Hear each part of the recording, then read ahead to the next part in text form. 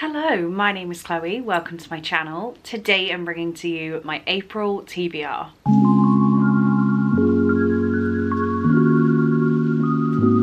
I am so comfy and cozy and content today, so I'm really happy to be filming this video. I have a nice little coffee. I'm just loving life. You know when you're just in a really good mood for no reason. Anyway, we're here for my April TBR. It's going to be a good one today, I think, because I only have 3 books that I absolutely have to read, and then I'm going to be doing some TBR jar picks for the rest of my TBR. Let's just get cracking into the books I need to read. So the first one is actually House of Flame and Shadow by Sarah J Maas, which is the final book in the Crescent City series. I'm kind of provisionally including this in my TBR because currently at the time of filming, I am pre-filming this video a little bit far in advance, but I haven't even finished book 1 in the Crescent City series and I'm actually not enjoying it. I do want to read this series just for how long I've had the physical books, how much excitement was around them. I pre-ordered the entire series, so it kind of bothers me that I'm not enjoying the first book, but I have to continue with them.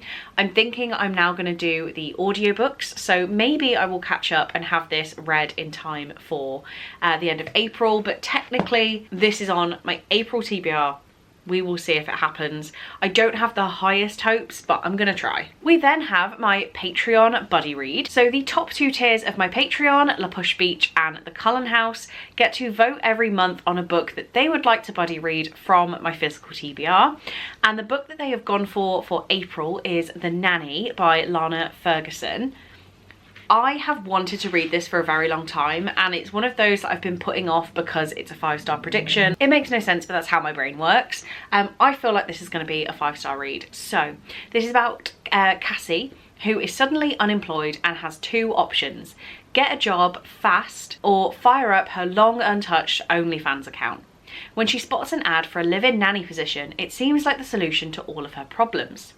But Aidan Reed, executive chef and DILF extraordinaire, is far from the stuffy single dad Cassie was imagining. With those hands and eyes that scream sex, such close proximity feels dangerous. With no other option, she takes the job and moves in with him and his adorably tenacious daughter, Sophie. Cassie soon discovers that Aidan is not a stranger at all. Instead, he is someone who is very familiar with her, or at least her body. So this just sounds dumb, but in a fun way, and I've heard really good things about it. I've seen a lot of good reviews. It's one that now that it's on my TBR, I'm actually struggling not to pick it up today and wait until April. So I feel like this is going to be a fun one to start the month off with, to have a fun time with. I'm sure it's going to be as mindless as it sounds, and sometimes you need that. The final book that I have to read in April is my Patreon TBR jar. So this one again is the top 2 tiers of my Patreon. They all get to pick 1 book off my physical TBR that they would like to see me read. It goes into the mug and I pick 1 out a month and hopefully read it in the month it is selected. I currently have a decent track record with this, so let's pick this month. This could be pretty much anything. There is quite a selection in here. So we're gonna go for, I don't know why that one didn't feel good, this one. Okay, and it's slightly open, but I can't read it. This is Lindsay's pick, which is actually The Graham Effect by Al Kennedy. Okay, so since accepting this book into my TBR jar, I have heard that it makes way more sense if you read the off-campus series first. So I have read The Deal before, but that's as far as I've gone with the series.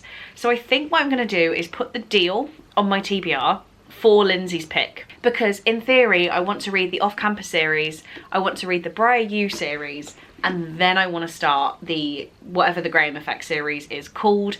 So I actually want to do this one instead. It is a reread. I've read it before, but it's been a very long time, so I can't actually remember anything about this. It's about Hannah and Garrett, which I remember. And Hannah is a good girl. She's very smart, puts in her work at college, and Garrett is a little bit of a bad boy and he's on the ice hockey team.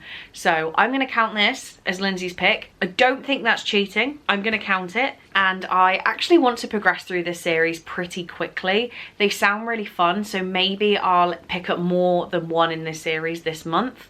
but this is where we're gonna start. Look at these two books together. Like, this is actually kind of funny at how similar these books are, but this is definitely my reading taste right now. So what we're now gonna do to give me a bit more of a scheduled TBR in April, I am looking forward to being able to pick and choose my books a little bit more, but I need guidance. So where I'm getting the guidance from is my TBR jar. This one, I'll probably stop explaining it in each video after we've done a couple months, but the jar was lovingly gifted to me by Victoria from What Victoria Read, and it currently houses all of my physical TBR at the end of 2024.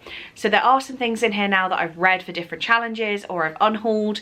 We will deal with those when we get to them. But in theory, it's every unread book on my TBR. The colours don't mean anything, it's just to make it look a bit more aesthetic. And currently it is too full to shake the jar. So look, we can try, nothing's moving. So what I have to do is do a bit of digging. I was only picking blue books for absolutely no reason. So I feel like we should change colour, and I actually might go for one right on the top to start. I'm gonna go for this yellow book here. So this one is, oh my God, I couldn't read it. This is a great pick. So we have Forever Interrupted by Taylor Jenkins Reid. I have not disliked any Taylor Jenkins Reid book, so I'm sure this isn't going to be where we start. So this says, Elsie Porter is an average 20-something, and yet what happens to her is anything but ordinary. On a rainy New Year's Day, she heads out to pick up a pizza for one. She isn't expecting to see anyone else in the shop, much less the adorable and charming Ben Ross. Their chemistry is instant and electric. Ben cannot even wait 24 hours before asking to see her again. Within weeks, the two are head over heels in love. By May, they've eloped. Only 9 days later, Ben is out riding his bike when he's hit by a truck and killed on impact. Elsie hears the sirens outside her apartment, but by the time she gets downstairs, he's already been whisked off to the hospital. There she must face Susan, the mother-in-law she's never met, and who doesn't even know Elsie exists. Interweaving Elsie and Ben's charm romance with Elsie and Susan's healing process, Forever Interrupted will remind you that there's more than one way to find a happy ending. This sounds utterly heartbreaking, and I have sobbed at Taylor Jenkins Reid books before, so I can only assume that's going to go the same way. And we're actually keeping up with the spine colour right now. Wouldn't it be mad if this carries on? Okay, next pick from the jar. I am going to do a bit more digging, but I'm probably going to aim for another yellow. Are you yellow? You are. Okay, I dropped one as well. I'm going to go with this one. Oh, there's three, but we'll go for the one I kind of grabbed. The one I dropped very nearly ended up in my coffee, so that's fun. So this one is also a very good pick. Doesn't match the spines though. So this is a rather recent haul actually. It's The Only One Left by Riley Sager, and I bought this one in November. Yeah, it was on the Yauk weekend. And I don't actually know anything about this. I picked it up because it was a Riley Sager that I didn't own yet. So this says, everyone believes that Lenora Hope is a mass murderer. When the Hope family was massacred decades ago, she was the only one left alive after that tragic night. Mute, paralysed and confined to a wheelchair, Lenora has never been able to tell her side of the story. Until her new live-in caregiver Kit brings her a typewriter, and with one working finger, Lenora begins to type, "I want to tell you everything." This sounds very, very fun. I am definitely here for this. And I read Home Before Dark at the start of this year, and it's been my favourite Riley Sager so far. So let's see if this one can compete.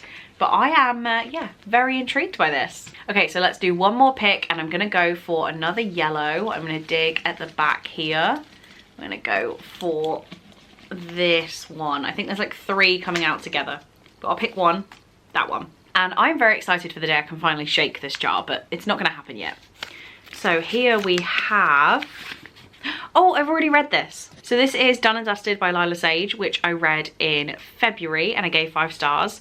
I could cheat and pick the next one in this series, but this is supposed to be my TBR at the end of December and it didn't exist on my TBR then. So this one has been read. Do I go for one of the yellows that I dropped? Because I dropped a lot of yellows. I feel like, yeah, as I've settled them in my hands, there is one that's landed here. I'm gonna go with this one. It could be anything. This could have been a bad choice. Oh, not a bad choice at all. We have The Dead Romantics by Ashley Poston, and I have no idea why I've been putting this one off. And also, something's happening. Something is happening. I absolutely loved The 7-Year Slip by Ashley Poston. I thought it was fantastic, so I can only assume this is going to be just as good. But we're following Florence Day, who is a ghostwriter with one big problem. She's supposed to be penning swoon-worthy novels for a famous romance author, but after a bad breakup, Florence no longer believes in love. And when her strict but undeniably hot new editor, Benji Ander, refuses to give her an extension on her book deadline, Florence prepares to kiss her career goodbye. When tragedy strikes and Florence has to head home, the last thing she expects is to see a ghost at her front door. Not just any ghost, however, but the stern form of her still very hot, yet now unquestionably dead, new editor. I'm sure this is going to be an absolutely amazing time. I've heard such great things about this, and yeah, I'm very excited to read it. I don't know why I've put it off till now. It's one of those, I think I'm going to love it, so yeah, I'll just save it. But why? So here we go, guys. This is my TBR for April. I am very happy with the look of this. I think this is a fantastic TBR, and it's showing that I can really like shop my shelves, and I've got so much here that I want to read and that I'm excited about. So this is just, yeah, very, very exciting to me. Please do let me know down in the comments if you have read any of these, if you have any strong opinions, anything that you'd like to say to me about any of these books. I am fully excited to chat to you. But on that note, I should probably get reading some of the Crescent City so that I actually catch up with these. Thank you so much for watching this video. I really do hope you enjoyed, and I'll see you in my next one. Bye.